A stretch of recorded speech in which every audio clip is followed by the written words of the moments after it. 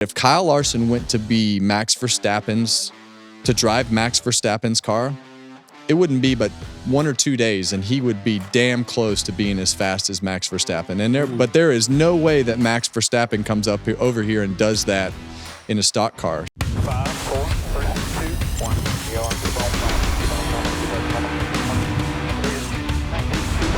What a race! California's Kevin Harvick does it. Tree making right there. You're the man.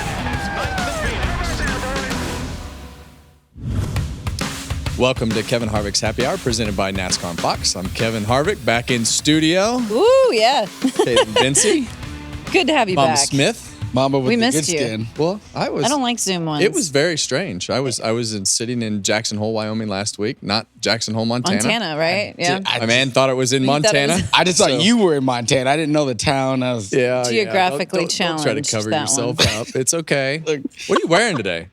Mark Martin. Look, Mark. What's the significance of There's that? a story Yeah, to we gotta give Mark his flowers. So Mark, I know you probably don't know who Gucci Mane is. I'm sure he does Don't worry not. about it. He's a rapper, and he's Mark Martin's favorite rapper. And Mark had an interview with the Robbins Racing guys over on Barstool and was talking about how he loves Gucci Mane. And Gucci Mane clipped it and put him on the beginning of his new album, Really? GOAT. Mhm. And is in the first song, the first part of the first song is Mark Martin's interview. Talking Pretty about cool. him being the GOAT. That's Probably pretty a awesome. first Shout out time to Mark. the That's drivers had that happen. Mark loves it. Mark Yeah. said, he tweeted, he said, I may not have never won a NASCAR championship, but by golly, I'm on Gucci Mane's Hey, album. I bet you didn't know. I bet you didn't know this. I was actually in a country music video. Which one? Wait, I was in one of Jake Owens. Oh, that's cool. Jake Owens What video. were you I got to doing? spray champagne in the back of a pickup truck. oh, okay. Well, you're tight with him. Yeah. That's Are pretty you cool. saying Mark and Gucci aren't tight? No, No. they didn't know I'm each saying other you guys like are like that. actually friends. Oh yeah, that's true. yeah. Mark, Which is Mark cool. and Gucci are cool now, but Yeah. it's sick. Well, have you been in a music video? No. I have not either. I mean, We're just the losers over What? here. Calm down. it's the sheen. That's what- It's the sheen. yeah, for the audio audience, they don't know, but I have the best skin apparently in the studio, and what we Kevin heard. comes up maybe third or fourth. You're saying it's better than mine? I didn't say that. You said I agree. I didn't. But That's but pretty- I didn't say it was the best of everybody. That is okay. pretty cocky, right there. You just basically declared that you had nicer skin than Kate. I didn't say that. She said I had the nice skin. It came across that way though.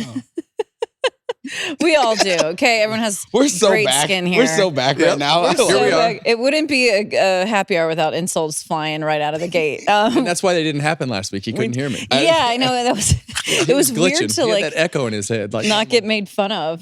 I was just like intently looking. I'm like, I can't tell. Did you say? I said, Kayla, what did he say? It was great. There was a little. It's fine. We're moving on. We're here. Closers, continue to subscribe on YouTube wherever you get your podcasts. Also rate the show 5 stars. Leave a review. So we got plenty to talk about from Michigan. The race just ended a bit ago. We're filming this the same day, of course, as the rain-delayed race occurred out there in the Irish Hills. We still are going to recap some of the Richmond fallout as well. Preview Daytona this weekend, and Mamba has a very big single sip Controversy. today. I cannot Controversial wait. Controversy. sip in the motorsports industry. All right, Excited. let's start with Michigan, guys. Tyler Reddick got the win, the 7th career win, 2nd this season.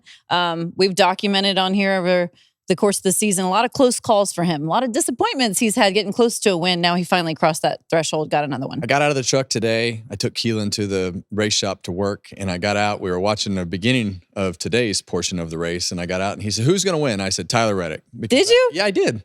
Because I just felt like those Toyotas at the beginning of that race were so good on the long runs. Martin Truex, I mean, he was super good in the high groove. They were the only guys that could really make that higher groove work up on the racetrack. And it seemed like the longer that they run, we've talked about them having more downforce throughout the whole year. And it felt like they had more grip as those runs went on. And with Larson leading that race early and having his problems and spinning out and wiping out a bunch of the players in the playoffs. But I just felt like those 2311 Toyotas were going to be in the mix. Obviously, all the Joe Gibbs Toyotas showed up in the mix as well. Yeah. What do you think about Tyler Reddick and the team's performance? Because we're getting close to the postseason. It's nice that they'll have momentum as they enter it, probably maybe as the regular season title holders. Yeah, I would if I was Tyler Reddick, because Michael Jordan was in the house The yesterday. day before, yeah. So if I was Tyler, I would ask Michael to come to more races because it seems like that might be the secret sauce because he won when he was in the house at Talladega. It's huge for Tyler. Like, he's had a good year, a really good year. I mean, he's been leading the regular season points. I think he's like 10 up or something right now on Chase Elliott. I think it's 15. 15 now. So he's starting to, edge that out a little bit, which is huge going into the playoffs. And his confidence. That's the thing, because we've talked about a bunch on look at this burnout. We've talked about a bunch on this show. Like, when he comes home second or doesn't finish it out, he's just so dejected. He down on is, himself. So yeah. that part is huge. And I feel like his frustration that we've seen out of Tyler this year is the fact that this year could have been spectacular. Yeah. This could have been one of those on the books spectacular years because of the way that they've ran. And he's had those seconds and the seconds and the seconds and the seconds pile up. And I think it could still be spectacular. I think they still have the speed to go out and do the things they need to do to win the championship. But they got to find a little bit more consistency in between the great and the bad, to be able to make it through those championships. But they've got the speed. As a whole company, 2311 is, even though Bubba got caught up with that Larson incident, but it was in the top 10. Like, he had speed all weekend. Yes, so he did. As a company, they're doing really well in everything they need. And I think we expected that speed out of those two cars at Michigan with the way that Bubba has run there in the past. To see that speed out of those two cars, to me, wasn't a surprise. And Tyler Reddick also dedicating the win to the late Scott Bloomquist, who was his mentor. And I know everyone is very familiar with him. We're, of course, thinking of his family. It's a little more of an emotional win for Tyler Reddick as well. Well, Tyler has a dirt racing background, and obviously Scott Bloomquist had a lot of deep roots in the dirt racing side of the world, and meant a lot to the late model community and dirt racing in general. And I think he was just that outlaw that kind of didn't fit the mold of, I'm going to follow the rules. He was going to do things his own way. I got to meet Scott, a few times throughout the years, and I think. I think everybody in the racing community in the United States really respects the fact and the things that Scott did, and understands the loss that comes with not having him around at the racetracks as we go forward. So, we hate to see things like that happen because he was such a huge part of dirt late model racing. For sure, he was a generational guy, right? He was going from the old way we used to race into kind of where we are now, and he never lost a party. That's for sure. He was always good for one of those, and I don't know, he's just an exciting character. He's an exciting guy and a legend, and everyone's gonna miss him. And it just kind of, so I think Kyle Petty said it, and talking about Dale Earnhardt, he said that cowboys aren't supposed to die, and Dale was one of the last cowboys, and the same kind of goes with Scott Bloomquist. He was a cowboy, and they aren't supposed to die, so it sucks. Yeah, we continue to think about his family, of course. So Tyler Reddick, a big story leaving Michigan. So too was the flip that we saw from Corey Lajoie. This happened around lap 139. Pretty unusual because it's not like a major event premeditated this. Yeah. You see him here battling with Noah Gragson. What did you think when you saw this? Well, the lap before, I was actually watching the race, and the lap before, they kind of got, Noah kind of moved up the racetrack and blocked him, and I think Corey was trying to get the side draft and actually ran into the left rear fender and got himself out of shape, and the way that he spun out kind of got that car sideways, and I was really shocked how easily it just flipped over on its own, and I think that is going to be a high concern. And I heard Jeff Burton say this on a broadcast, a high concern for all the drivers, all the technical guys, all the teams, for as easy as that car turned over. There's just no reason that those race cars should turn over like that when they're all by themselves. We've seen that happen several times when somebody's pushing on the left side door and helps them kind of get lifted off. But man, that car just lifted off all on its own. Quick. It was quick. And the crazy thing is that was 2 this weekend at Michigan, because Ryan Sieg in the Xfinity race also flipped over down the backstretch too. But with Corey's, it was like he made that move to the inside, and it's like it almost dumped on the left, and he kind of like shimmied back. Well, he hit the left rear. He hit the left rear quarter panel. He just ran into the left rear quarter panel of Gragson, and he kind of jerked it off, and then it did that. Yeah. And it kicked it so fast. Yeah.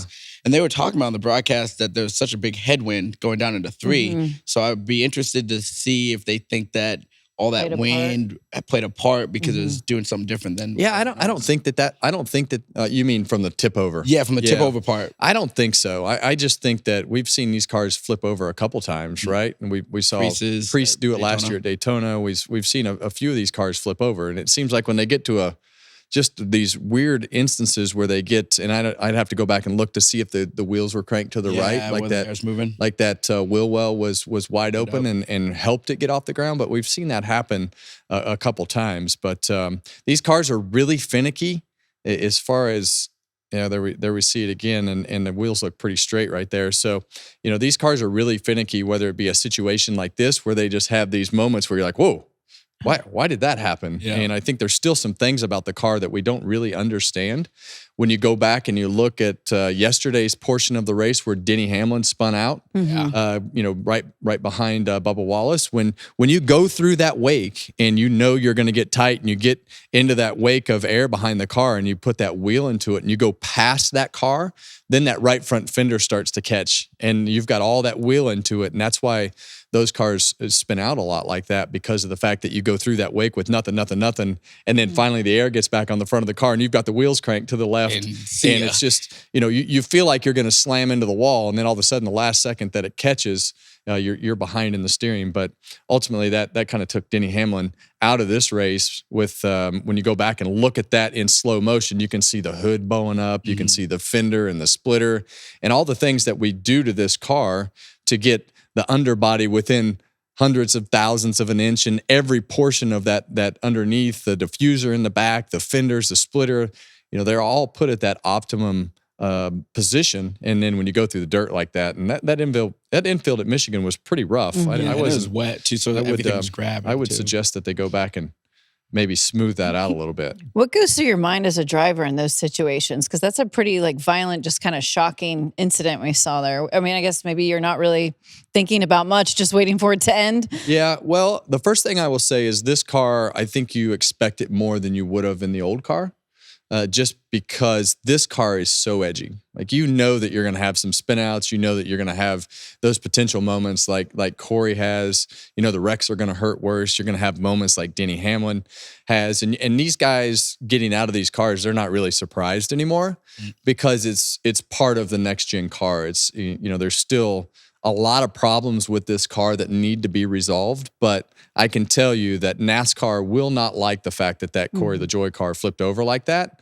And we've heard that they took that car immediately back to the R&D center to try to come up with something. That's how we got to the roof flaps, right? Where cars flipping over like this, and they came up with a solution to try to help them get on the ground. But when you see that car take off, the roof flaps are already deployed. So there's something about the angle that car was and the speed that car was going. And you got to remember, these cars are 15, 20 mile an hour slower than the old cars used to be at Michigan. So the speed, NASCAR has reduced the speed with these cars. So definitely need to figure out what's going on with that particular angle and what lifted that car off like that. Yeah, definitely was a couple of factors together. So like I said, I'll be interested to find out what they kind of figure out with it so we can, keep these cars on the ground. Because the other thing was later in the race, I think it was in the overtime, Ross Chastain spun out. And he was all the way backwards. Now, he was not carrying as much speed because he was kind of tank slapping, but he got all the way backwards and the roof flaps came out and put it right back on the ground. So I feel like the angle definitely had a major component to the whole thing. Well, we know NASCAR will be looking at that closely, trying to dissect what actually went down. You mentioned Ross Chastain, which kind of leads me to my next point about the playoff playoff picture. Definitely is getting pretty interesting here with 2 regular season races left before the postseason. Ross is now 1 point above, Bubba Wallace 1 point below. What do you make of the cut line right now? Because time is running out. It is the most stressful thing that you can ever go through. Sitting on that cut line like that, and we kind of lived through that the last couple of years of my career before we were able to to get locked in and be able to move on into the playoffs. It's stressful. And these guys today, I mean, Ross Chastain, Chris Buescher, Martin Truex. I guess Ty Gibbs was really the only one that didn't have any issues. Yeah. Kyle Busch didn't have any issues, but I don't even look at him as being on the bubble. I He's feel gonna like win. Yeah, 93 below. and which we'll get into that in a minute. But I think that those guys on the bubble, it's stressful because every point counts. I think you were right. I think it's 10 points from Tyler Reddick to Chase Elliott in the regular season points. And we saw the end of that race where the 9 car of Chase Elliott got loose, got up into the 12 car. He lost 7 spots. So now he goes from 3 points to 10 points behind. Just like that. And just like that. So every single point matters. And I think sitting on that bubble, we saw the Chastain group make a decision at the end of stage 2 to stay out, got them 9 points. They're really happy that they did that right now with the way that this race ended for them. What is that like, for a team too, is basically weighing the points game versus going all out for a win? I got to imagine it's a little tricky to manage. Well, if you're in position to win, and we used to have this conversation a lot throughout the years when you were in these types of scenarios, and even if you have won, you still have that regular season points battle that is happening. So there's different points battle that you have to look after. Yep. But I think you have to keep points in mind. These guys will all tell you. I heard Chris Buescher say it 100 times today, this weekend. We're just out here. We're trying to win. We're trying to do this. That is a bunch of shit. You are not out there. You know exactly. If you don't, it's your own fault that you don't know who you're racing. That you need to know exactly who you're racing. You need to know how many points ahead they are, how many points behind you are. You need to know. If you're in position to go out and score stage points, how many stage points you can score, you need to know every freaking thing that's going on. So I don't like hearing all that BS because it's not true. You need to know. That's an easy excuse to try to get out of an interview, but that's the most nonsense answer that I've ever heard in my life. You know all the scenarios, and if you don't, you're not paying attention. Did you ever use that tactic to get out of an interview or no? I mean, I tried. He just walked away. I would just decline the interview. Yeah. I would just not do it at all. Kevin, you were kind of notorious for just like no to the media. Yeah. We saw Will Power do that this weekend. I was about to bring that up. Oh, my God. Dylan Welch, Poor my Dylan. boy. I Dylan, way know. to take that one on the chest. But then he got a good interview out of it. Yeah. That was crazy. And if you go That back and you watch was. and we're talking about Will Power from the IndyCar race, yeah. he basically tells him to go F himself. He did. No, he didn't basically. He definitely said that. And so, and then he realized it was Dylan, and he's like, oh. Yeah. And then he granted him a good interview. But Will's a fiery guy. He is. He has that epic meme. Takes one to know one. Yeah. I got a funny story. So we're driving home from Florence this weekend. Delena's been under the weather. So it's myself, Kaitlyn, and Piper. We're driving home, and she's texting us because we ran out of the racetrack trying to beat the race before it started so that we could get an early start home. And she texts something about what the F happened at the end. Well, I hit the audio play, and it says, what the F happened at the end? And Piper's like, hey, does that mean? And she said the word. Yeah. She said the word. I'm like, yep, that's what it means. Don't say that anymore. That's what it means. Yeah. Don't do it again. Only mom can use that word. That's right. That's pretty funny. Yeah. Well, you got to watch it around kids. They repeat everything. Everything. When you were doing more of your at track pit road reporting, did you ever have like a Will Power moment like that? No, not really. Honestly, drivers were always pretty nice to me for the most part. Good. Yeah. I level respect for that. How about you? Have you had that moment yet? Not yet, but I'm sure it's coming. Yeah. Because they give me these funny looks, and I know what the look means. Like they're just not happy about whatever just happened. I'm like, hey, you just got to do it. I think it takes some finesse, right? Like they're just managing those situations and also not asking a dumb question in a moment where they're already agitated. Yeah, that's the worst part. Just don't ask a dumb question. Yeah. Yeah. Well, right I'm sure you had plenty of those just get in right your to career, it. right? If I wrecked, just ask me why I wrecked. Yeah. Just ask what happened. Just lay it out. Yeah. Yeah. When in doubt, what happened? Yeah. There you go. No, you tell me, and I'll just back out. That's right. Okay. I want to talk about the Kyles for a minute, and I'll start with Kyle Busch, who he's got to be relatively happy overall with how that race went. They showed signs of speed, good calls by his crew chief, Randall Burnett. I know they didn't get the win, but he seemed pretty chipper in his post-race interview, at least. Just some positives to hang. I just want to know what happened. How'd we get here? How in the world did they take 2 weeks off and these cars start running like they're running? Because I don't know. How those did they? cars, at Richmond, Austin Dillon's, he had the best car. And we go to Michigan, Kyle Busch leads a bunch of laps and runs up front, fires off today. It's like a light switch. Like a light switch. Yeah. And, runs up front. But, man, they have done what they needed to do over the 2-week break to put their cars in a better position. So it's a different ballgame. 93 below the line still. But, I mean, hey, Kyle could win at Daytona. He's got the speed, though. Yeah. He's got the speed. All of a sudden, they've showed up with speed. Either one of them could win at Daytona, but now it's looking like he might be able to win at Darlington, which is kind of the more important piece because Daytona's open. So, essentially we all feel like almost anyone can win that race, but Darlington is really where it's going to matter. Kevin, look, vacation helps a lot of people. Look what it did for your tan. You got a nice tan on. It really brings you to life sometimes. Well, vacation does do great for a lot of things. Yeah. So, yeah, it's definitely good to have some time away. Time away. That's right. Reflect your thoughts. There you go. Right. Exactly. Yeah. Do you have any other thoughts on Kyle Busch, or are you done on that? Oh, yeah. I mean, yeah. Well, sorry. I think Kyle he was happy after. If you saw him after Richmond too, right away when Austin won, like he stuck his head in there. He was celebrating. I don't know. Yeah. I think he's not. I think he's in a good headspace. I think he's just frustrated overall with where they're at. But like, it's not like he's Eeyore walking around the garage. Like he's in a generally good space. So I mean, I think he's ready to go get a win. And in the end, as bad as they've had their moments this year with everything that has happened, Kyle's handled it pretty good. That's my point. And I think that all of us are waiting for that blow up. That we're waiting for Kyle to blow up, and it hasn't come. I mean, he's done a pretty good job for as bad as things have been. Between the pit stops, the poor performance of the cars, the crashes, the bad luck, he had an injury, all the things that has gone on. I mean, he's handled it better than I thought he would have, and that moment has not come. And now they have some speed in their cars, which can be dangerous for him for sure. So that's the deal on Kyle Busch. Kyle Larson went around kind of creating an accordion effect with a number of drivers that are in the playoff, hunt. Chris Buescher was one of them. Some damage on the 23 as well.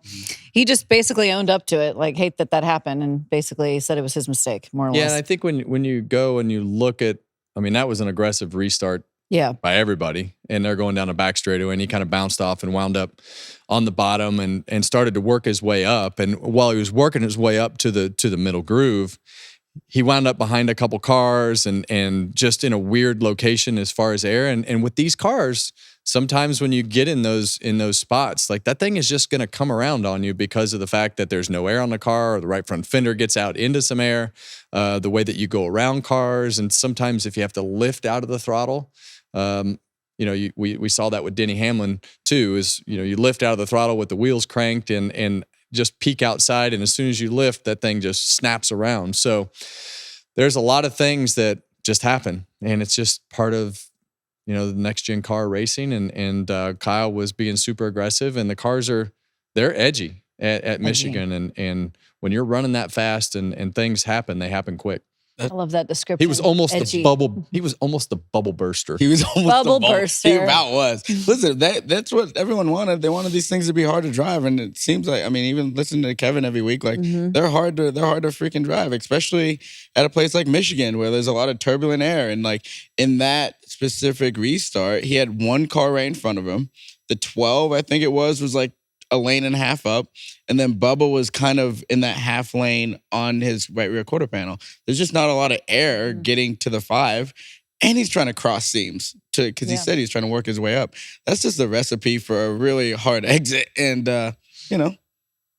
shit happens. Yeah, Tyler. well, and it's on the restarts. These guys all know that they can gain the most spots on the restarts, so you have to err to being too aggressive. Yeah, I think if you're not aggressive on these restarts and trying to just protect and maintain, you're just going to get eaten up. And you have to be willing to take those chances and wreck one every once in a while. Overall, did you think this was a good race? Because I feel like it was one of the more entertaining ones. I mean, there's a lot of comers and goers, a lot of different things happening. I felt like it was entertaining. I'm kind of with everybody else. If you don't have lights, let's start at 1. Trying to get these races done. Just saying. Saying. It breaks it up, and I hate that it was broke up and raced on Monday because it was a good race. I think this was definitely one of the more entertaining Michigan races that we've seen because of all the things that were happening. I think that when we fired back off this morning, the racetrack was super fast and heard a lot of guys talking about how loose their cars were because of all the rubber on the racetrack and the things that they had done in the previous days working on getting the front of the car to turn. And they fire off today. The track's clean, has more grip, and that's Michigan is notorious for firing off good.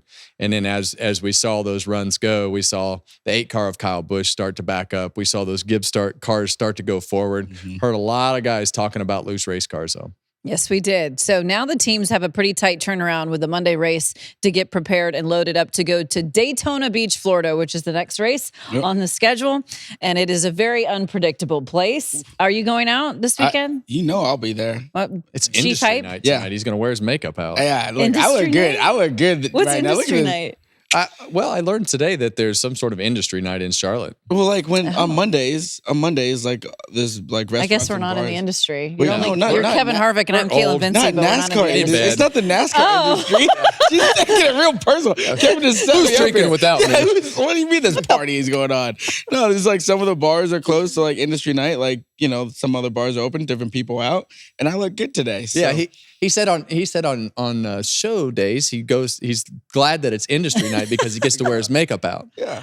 Oh. So his skin can really okay. glow. Yeah, it's really, really. Oh, you mean the bar industry? Yeah. Yeah, I do know She's a about slow that. I learner. used to be a bartender back in She's the with day. it. She'll get it. You set I am her not up. slow. She'll get it in a I'm minute. pretty sharp. He set you up. He set you up. Yeah. But yeah, I'll be out there. Shout out to Ocean the Deck? fans. Yeah, shout out to the fans in Michigan I because saw you you guys at were Ocean Deck one year. you guys were awesome. Huh? Remember when you almost broke my nose? What? Slapped the bill of her hat. Oh, you did? Started bleeding. When? Yeah, many moons ago. Mm. He just did it as a joke, and then I it was just like, hey, oh, boom. and then it was Blood. like, Oh, Yeah, bad deal. is it a bad deal? Don't wear a hat tonight. no, not with these braids. These are too good. I still look like right now. I have this vision Uh-huh. of your head just shaved with a 1. I Oh. don't think It would look the same.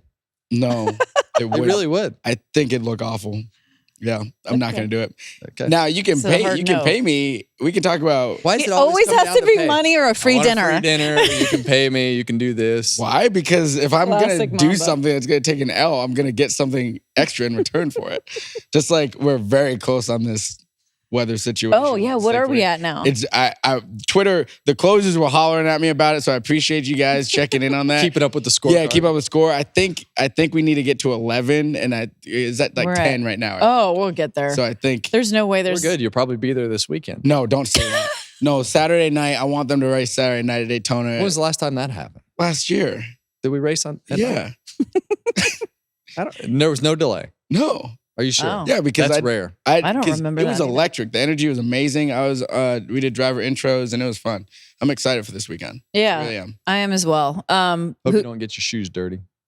I walked in today and he's got a paper towel and he's down there wiping his shoes Gotta off. clean them Oh. off a little bit. trying to look. Yeah. Well, you Look came his in with best. he came in with brand new ones. So I'm like, Told you. Mm. New shoes every show. Oh, look at you. he did match. Do you We think didn't do he the matched the shoe. shirt on purpose? I did. No. They're great. You For- do? I walked out. My wife is looking at me and I'm like, what are you looking at? She's just wardrobe check, of course. Wardrobe That's good. check. Oh, It's a gray on gray. okay. Yeah, it looks good. Yeah. We didn't do our usual shoe assessment right off the top No, of we the show, so didn't. we had to get that in there somewhere. Okay. What are teams up against when it comes to Daytona? Because this place is very unpredictable. Yeah, and you have so many different agendas Yeah. at this race. You've got guys that are going to throw caution to the wind to go out and just win, that are already locked into the playoffs. You've got guys that want to throw caution to the wind because that's their only chance to get in the playoffs. And at this race, I mean, anything can happen. Anybody can win. Literally, anybody can win. So you just have to once again go down and be aggressive, be a good pusher. You have to get your car so it handles good enough to be pushed. But it's going to come down to track position and fuel mileage to put yourself in that position, and then you're going to have to hang on from there because it's going to get aggressive. And I don't think there's anybody that is in the field that isn't thinking to be aggressive, just to try to put yourself in position to win a point, to win a race, to get more points, whether to put you in the playoffs. But I still think we're going to have a surprise. I don't know where it's coming from. I still think we're going to have a surprise winner. I kind of hope we do. That would be cool. Just to make it, to make Darlington that much cooler. I think if I'm looking at it, if I'm the 23, I feel the best about it because his Toyota teammates. If you look at who, most of them are already in. Ty Gibbs is in a really good spot. He has more help. You would think, I don't know this, but you would think that they'd be like, how can we help the 23 get this win? If we can help him, let's go off and do that. So I think he's in a really good and we know going into these super speedway races, there's going to be some team, some structure to the manufacturers. Yeah, for sure. And I think that they're all going to have some sort of plan to go out and try and execute the first 2 stages.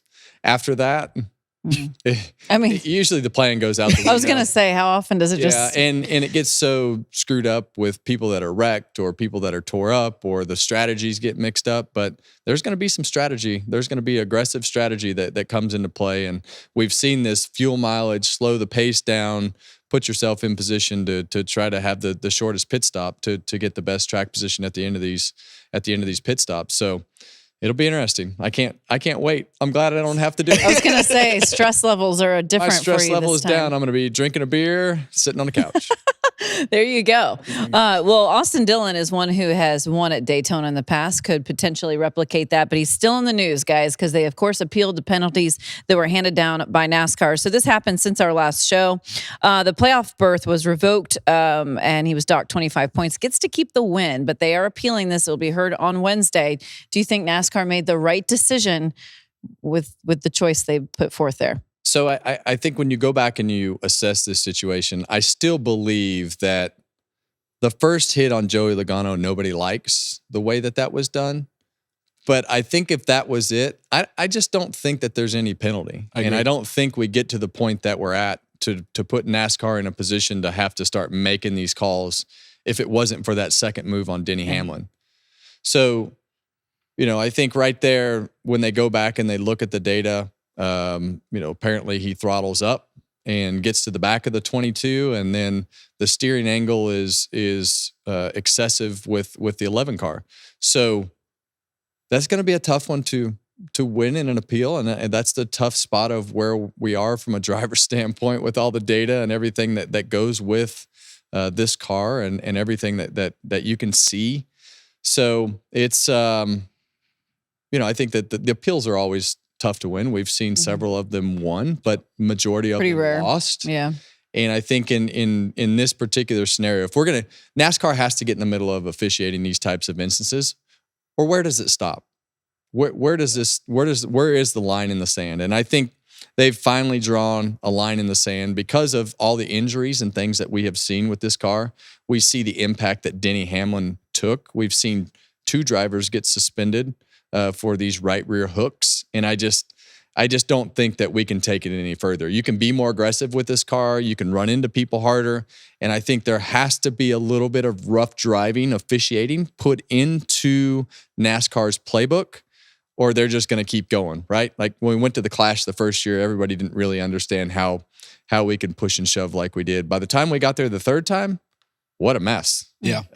What a mess. And had to do the same thing at the road courses because of the Indy restarts. It was just, hey, just push the guy in front of you. And if you weren't the guy pushing, you were getting pushed into somebody else.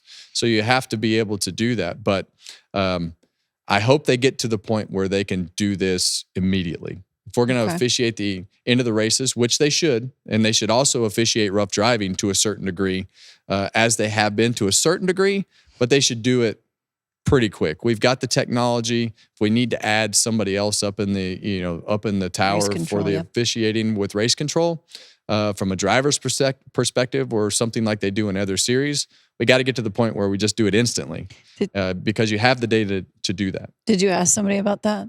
I did. I asked. Yeah, I did. I asked Steve Phelps about that. Well, we'll have to see. But NASCAR definitely is sending a message to the competitors that, hey, this is not okay, and this is what is going to happen if you do this. Yeah, and I mean, I think, again, the 22 thing, I think no one loves it, right, necessarily, but it's fine. It's the 2 things put together that brings the penalty upon it. I really don't like the hooking of the right rear, just because I think it's a very vulnerable situation and people get hurt, whether it's this car before, it's just not good. That being said, I do want to ask you, Kevin, the car length. So a lot of people on social have been like, it's not 4 car lengths. Yeah. It's not 5. It was 2. How many car lengths back was this? Getting into turn, it was a solid 3. Because is it now when you say car length, is it the nose of the first car to the tail of the second car? That's not 3. It's not 4 car lengths. Like if it's we not can 3 roll either. I It's hope more like 2. Okay, so 2 isn't that? Is that really that egregious? 2 car length? I'm asking as Look, like I think. Like I said earlier, I think you get away with that one if the right rear hook doesn't happen, as much as everybody else isn't going to like it. Yeah. And it's the position that you're in with this particular point system to have to go out and do things that are outside of your comfort zone. And I truly believe that if the Denny Hamlin situation doesn't happen, I don't think they penalize him for spinning out Joey Logano. So I don't think we're sitting here having the same conversation today. I think that instance is over and done with, and we're just waiting for Joey Logano to wreck Austin Dillon. But that's the balance, right? Because if, let's just say the Denny Hamlin thing didn't happen, and he spins Logano out, and Logano says, "Well, the first chance that I got you was at."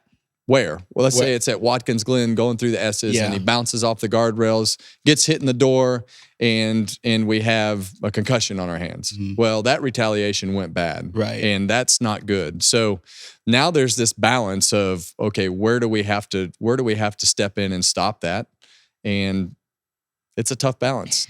Joey Logano also in the news, fined $50,000 for coming down pit road pretty quickly. And Austin Dillon's family and stuff was standing there, and they decided, obviously, that they didn't like what he did. He compared it, an analogy this weekend, to someone breaking into your house, stealing all of your things, and then celebrating outside your house with your things. Yeah. So what do you make of this whole Joey Logano thing? I think that Joey knows that was wrong. I think when you go back and watch the in-car camera footage of Joey going down pit lane, they motioned him to the inside because they wanted to interview him at the end of the pit road. So he had to go by all the cars and go to the end of pit road with the top 5 cars to do his interview, because he was one of those cars that was requested because he was a storyline, and that's how this works. Well, the part that I don't like is when he revs the engine up, spins the tires, he's got toe links broken in the back, and there were too many people on pit road. Those people should not have been on pit road. I agree with all that, but you can't do that. Look, I've done some dumb things, and I'm right there in the dumb category. But you can't rev your engine, and there's little kids and wives and girlfriends and people and sponsors and officials. But he went by 3 or 4 different officials to get to that group of people, and then just put on a huge burnout right there. So that can't happen. The officials were also kind of jumping. And like a lot of people were like, why is there so many people? Fair. There was, in that section of pit road, they were too far. Yeah. But the officials were also a little jumpy to get out of the way of him coming down pit road. Yeah. Did you see the official coming at him? Ryan Galata. Awesome. Yeah. Pointing and he was flexed up. Ready to rip him a new one. He jumped in that ass. Yes, he did. I was like, my guy. Now, one thing that I do think is a part of this situation that probably hasn't been talked about that much. There's a little bit of, I don't think the 11 nor the 22 feels like I don't know if they really respect Austin Dillon in the 3. Like when your little brother beats you at something, there's a little bit of like, are you kidding me? Like, I just lost to what? Like, I think there's a little bit involved with that they're a little mad that he was about to win too. That doesn't get talked about very much because, it's different if it's, I think it looks different if it's like a Christopher Bell, someone who wins regularly. When it's someone that you think sucks, as Joey said in his interview, I think it comes across a little bit differently, a little extra added motivation to being mad about that. Yeah, and I think the part that gets overlooked in this whole scenario is, why did the caution come out? Right? Well, that was that's a whole other thing. They had snuck by through all of that, but the caution was kind of tough. Yeah, and I think that when the caution comes out, I think it was the 47 and 41. 47 got loose and got into the 41.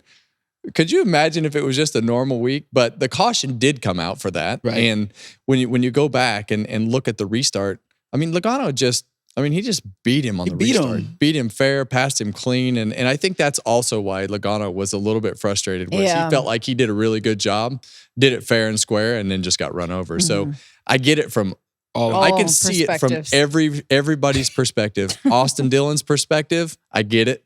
Joey Logano, I get it. Poor guy Denny Hamlin, though. I mean, I don't know. I mean, and he understood the scenario that Austin Dillon was in. Yeah. So it's a tough scenario, and I'm glad there's some sort of bottom to the whole thing. Yeah.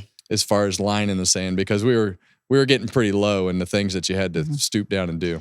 We'll get to the bottom of it also Wednesday when that appeal is heard, and we will know the outcome and continue to follow that story. So a couple other announcements that happened since our last show. The Clash is moving to Bowman Gray in 2025. This is pretty cool, I think. But, I mean, what do you guys think? Called it. I said I thought it would be neat to see it. Yeah. Pretty neat. To which you guys are like, maybe. Yeah. What do you think? Well, I just hope we have a heater in the booth. You're going to get the VIP treatment. That's really what I'm hoping for. There better be a heater in that booth because it could be cold. And I think that's really the biggest question that I have about this. I think the event being at Bowman Gray, where they used to race Cup cars in the late 50s up into the early 70s, and all the history and nostalgia that goes with Bowman Gray Stadium, those fans are nuts. I would say rabid. I was about to say, I was like, you say it, not I would me. say those you fans are rabid. So I think it's, as long as it's dry, I think it's going to be a spectacular event. And I think that being able to go to a racetrack that has such a historic place in our sport, but also such a historic place on a weekly basis from a weekly racing series standpoint, just adds more to the mystique of Bowman Gray. And my hope is that we don't do it again. And if we do it again, it's in another 10 or 15 years. Right. And I really would love to see us get to the point where we go to places like this and we just show up and we race and we put on a spectacular show and everybody's talking about it until the next time that you show back up there. I hope we don't overdo it like we did at the Coliseum. I get that we had soft walls and infrastructure and things that we needed to pay for that we built for that facility. But let's think a little more general now. Let's be able to take that stuff that we build that same track in a different stadium or arena that we can take all over the world and not just make it for the LA Coliseum. And I think that was really the only disappointing thing about the LA Coliseum. If we had just done it 1 year, it would have been spectacular. Yeah. Everybody would have been talking about it for years to come. Yeah. Then we did it year 2 and it was kind of like, that was okay. And then year 3, it was like, it rained. That sucked. Yeah, it rained. Do you feel the same way about like the Chicago street course? Because we've obviously done that twice now. Do you think that spectacle I don't look at the Chicago street course as such a gimmick. Okay. Right. Because you're talking. And I think that I shouldn't call it a gimmick. That's a bad word. Yeah. It's unique. Yeah. Well, the non-points races. Yeah, it's an exhibition race for money. So it's a little different. It's a different setup. Different vibe. Really I look at it as maybe you could have some sort of stadium series to where you travel this race around to different stadiums so that we could get it to different cities. Sure. The Chicago street race, that's a legit race, right? And it's that's a big investment that they made into that particular event. But that event is spectacular. People show up. It is. That They're event is excited about that. And maybe it was just the fact that we were in Southern California. I don't know. That they didn't show up to the Clash. I'm from California. I love California, and think we should race there. But maybe there's just not as many race fans in LA as there are in the Midwest. Yeah, and I think that has something to do with how the event is viewed, is how many people are sitting in the grandstands. And I can guarantee you, when we go to Bowman Gray, it's going to be full. Well, there you go. Yeah. Oh yeah, for sure. So everybody that was mad about the Clash not being at Bowman Gray the first time. Because I remember when we said we're going to LA and everyone's like, why would you do that? We have the same exact thing in Winston-Salem. You better show up. You better be there. Like, if you don't go and support this event, they heard you. They're bringing it right where you want to. So it better be packed out. Like, without that shouldn't even be a question. But I hope people understand that this event ultimately should be about new markets. and exposing what we do in our sport to other people that have never been exposed to it before. I would love for this thing, to your point, to be international. I would love for us to maybe move it earlier and then ship stuff over to like Australia because it's summertime there when we're wintertime. Like the weather and the regions have so much to do with where you can race because we still have to fight the elements. So like we can't just drop it in Boston. You know what I mean? Like so now we're looking at the lower half of the country or, going to like Brazil, which would be cool. We have a footprint in Brazil. He's on that big Brazil kick. I'm on a big Brazil kick. Since he went It's there. a good time in Brazil. Well, we saw that it was reported that they were. We're going to Mexico. Yeah, yeah. But they were reportedly talking to Brazil, and I think that something like that would be spectacular. Put that same footprint right in the middle of their stadium, and off we go. And you could do, and it doesn't have to be you can be a stadium style, but you can also do a street race style and do it, on an oval. Why? Why not? No way. Why? For the Clash? For left-hand turn? Why not? I think not a road course. For the Clash. I know. I'm not saying not a road course, but you can still make it like an oval style street race. You think? Yeah, why not? A block or two down, bang a left, a block or two down, go around a park, going left like a dog. That would be unique. Yeah, that's what I'm saying. We'd have to put some banking in. Well, some parks have some good banking in it. Have some whoop-de-doos in it. That's what I'm talking about. I love this brainstorming session, but I'm going to move on if that's cool. To Haas Factory team announcing Sheldon Creed, Sam Mayer moving to their Xfinity program in 2025. You wanted to talk about this. What are your thoughts? Confused. You're confused. I am so confused. I thought Stewart-Haas Racing was shutting down. It's a restructure. It sure seems like a restructure to me, and just a restructure of ownership, because it's very interesting to me that you would keep two Xfinity teams and not keep keep two Cup teams. Like you're going to make money, or at least have a chance to make money on your Cup teams. There's not very many opportunities to make a great business out of having two Xfinity teams. But we went from shutting Stewart-Haas Racing down to now we're a Haas Factory team. So I'm not sure what's going on, but it sure seems like a breakup, not a shutdown. It's not a full divorce over there. Yeah. We haven't got confirmation yet that the charters have been sold, right? Like they were speculating on where they were going, but no one's like confirmed, right? Well, we saw the front row announce that they were expanding, right? But no one's like come out and said we bought this from them yet. Yeah. Well, there's no charters. Well, so like until there's no confirmed charters, right? Currently. So there's a lot of things up in the air, and like depending on where all that stuff lands, like maybe there's no charter. Two, if there are, and like some things didn't unfold the way they thought, maybe they end up with another one. Maybe they end up with two cars. Like no one really, just because they said they were done, and obviously Gene's like, I'm not done. Tony might be done, but I'm not done. It sure seems that way. It sure seems like Gene is not done and Tony was done. That's what it appears to the public eye as this was hey, I'm done, but Gene's not. Yeah, which is fine. Which is totally fine. I want them to be here. They've been here for a long time. Every time I see Tony Stewart climbing out of a dragster and doing an interview over there, he's smiling. He's got a big smile. He's having a great time. So I don't think anybody on this earth would fault him for doing the things that he's done, because he sure seems happy. Yeah, shout out to Tony, because he's also about to But have a kid. who had Sheldon Creed and Sam Mayer on your Haas Factory team bingo Xfinity card? lineup? Yeah, I think it was interesting the comments out of it on social. A lot of people were like, "Oh, that's a backwards or sideways move," and I'm like, "You mean the team that just won the Xfinity Championship? You mean the team that has Riley Herbst looking like he might be ready for that next step? Like he's put on a really good year together. They're running fast, so like it's not a backward step. They're at least on the same level as. But I don't see them being anywhere as good as they are now. Depends and on who leaves from that shop. Yeah, well, even if they don't have anybody leave from the Xfinity shop, you're never going to be as good without all the Cup resources, because you can bury so many resources into that Cup program financially. Yep.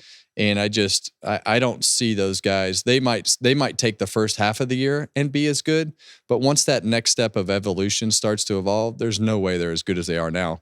And I don't view I view Cole as a guy that can help you go forward. He can fill some holes that you might I think he fills a lot of holes on that Xfinity team from an experience standpoint in putting those cars where they need to be and keep them progressing from a performance side. And I just don't see that happening.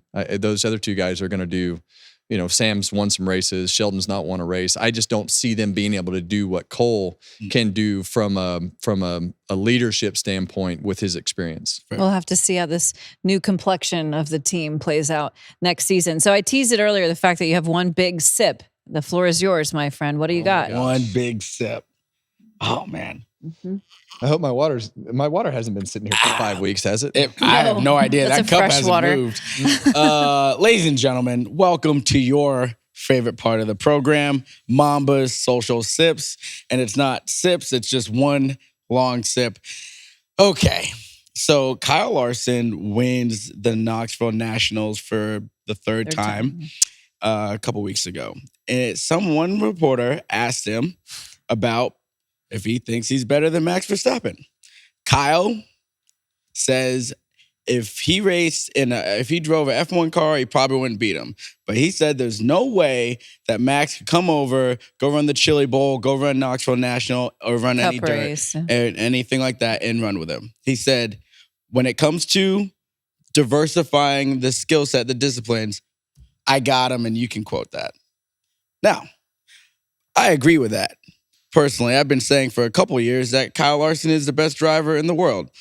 And the folks across the pond Got a little seemed sassy. like they did not exception to agree, that. and they took exception They took to some that. hard jabs back at Kyle Larson. And that's why I'm going to lay it up to you guys. I think that their lack of respect for the other disciplines, because how hard they were on it, tells me that you guys don't respect like V8 supercars either. You don't respect like the IndyCar folks either. Like there's a lot of good drivers that are spread across. Just because you guys are running country to country, world champs, when you do your championship, that doesn't mean the best driver is over there. Well, we've been in this system. I took Kaitlyn over there for about a year and a half to be in this. I would call it European development system for their F1 drivers, and those kids know go-karts, F4, 3, 2, 1. That's their development system. If you don't make it to F1, then you start to go drive your sports cars, or you drive rally, or there's very little direction that comes with doing anything outside of F1 and karts. Karts is your path. And, the thing that I can tell you is everyone over there is not very well educated on NASCAR and what NASCAR actually is. And I actually had to explain to the guys on the go-kart teams what NASCAR was, because their view of it is it's a car you go buy at the dealership, you go out and you tune it up and fix it up and you go race it at the track. They had no idea that we had the that's shops all it is, right? and the technology Sounds about right. and everything that comes with that. So they're poorly educated on what NASCAR is. But the thing that I can tell you, that if Kyle Larson went to be to drive Max Verstappen's car, it wouldn't be but 1 or 2 days, and he would be damn close to being as fast as Max Verstappen. But there is no way that Max Verstappen comes over here and does that in a stock car. So I think Max has, he's extremely talented and very, very, very good at what he does for his discipline. I heard him talk about drivers being specialized in their discipline. Yep. That's not Kyle Larson. Right. Kyle Larson can go out and drive anything. He's very good at his discipline, right? But he's got multiple disciplines. And we saw what he did in an IndyCar. And I truly believe that Max would do okay, but he's not going to do anything anywhere close to what Kyle Larson does. And I think that Kyle Larson, I really want to see, I wish we could get Zach Brown on this show, because I have We've some said this a pressing couple questions times, for you, Zach, and how we can get Kyle Larson into this F1 car to get him on the racetrack and testing and in the simulator to see if we can get him up to speed in a couple weeks, because I believe that we could. But I just think that the some of the arrogance that comes from the international crowd on the media side to just say, You can't do that. No Kyle way. Larson, that's not even a fair comparison. They just don't even know what they're talking about. So I got to give credit to Ash Vanderlei, who had an interview with Max that you just kind of talked about. Max is like, in each discipline, everyone's specializing good and this, that, and the other. And that's cool. But the conversation for me is, I'm not saying Max couldn't come over, drive other cars, but I've literally seen Kyle Larson do it at a high level and be great in these different cars. So with that being said, I also think if you took the top three, not the top three, pick 3 Cup drivers, pick 3 IndyCar drivers, pick 3 F1 guys, 3 guys from V8 Supercar. I think if you pick 3 dirt guys, one from late models, one from sprint cars, maybe one from midgets, and you mix them all together and let them drive each other's cars, right? And there's an overall points thing that we grade or whatever. I think it would be shocking to see who would be at the top. I think it would be very interesting. I would go off and say Scott McLaughlin and SVG are going to be higher than people think.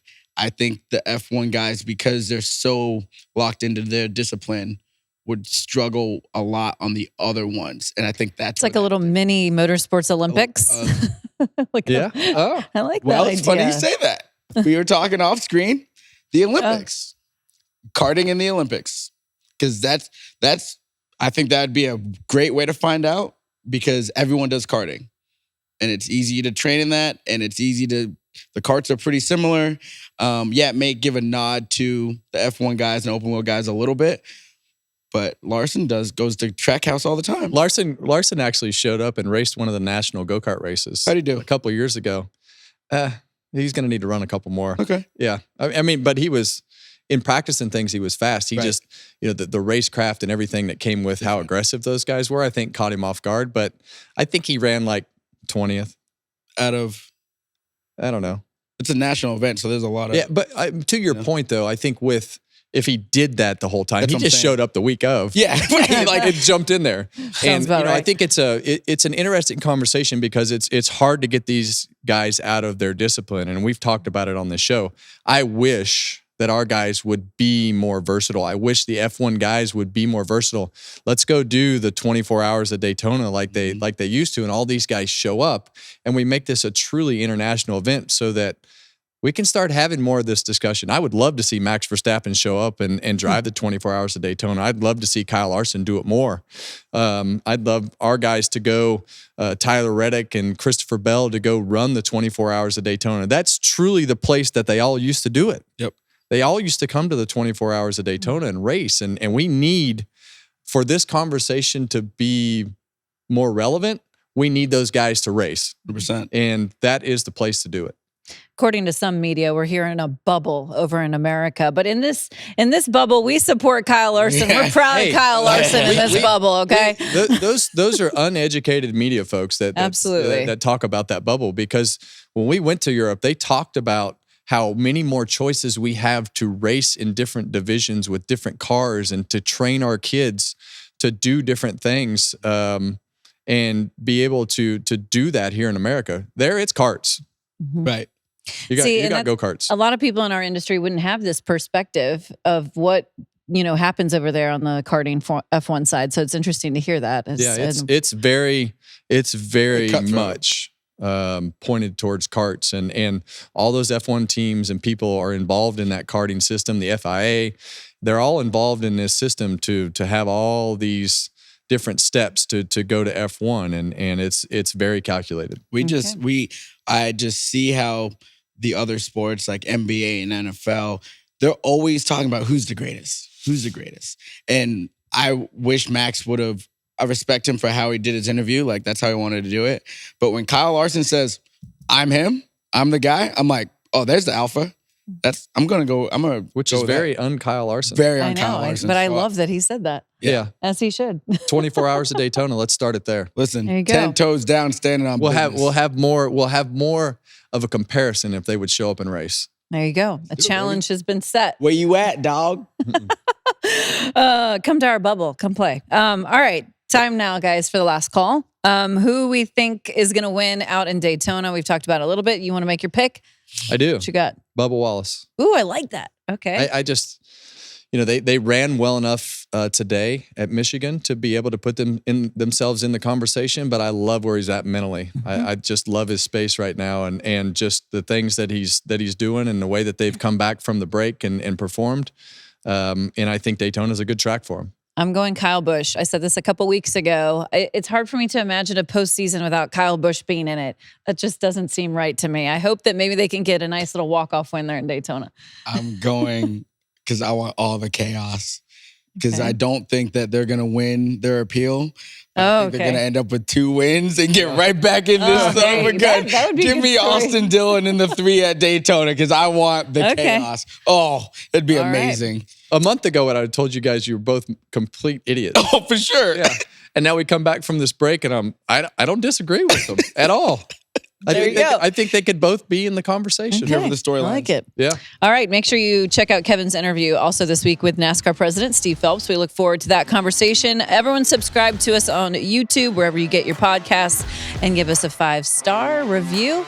And we will see you guys after the chaos of Daytona.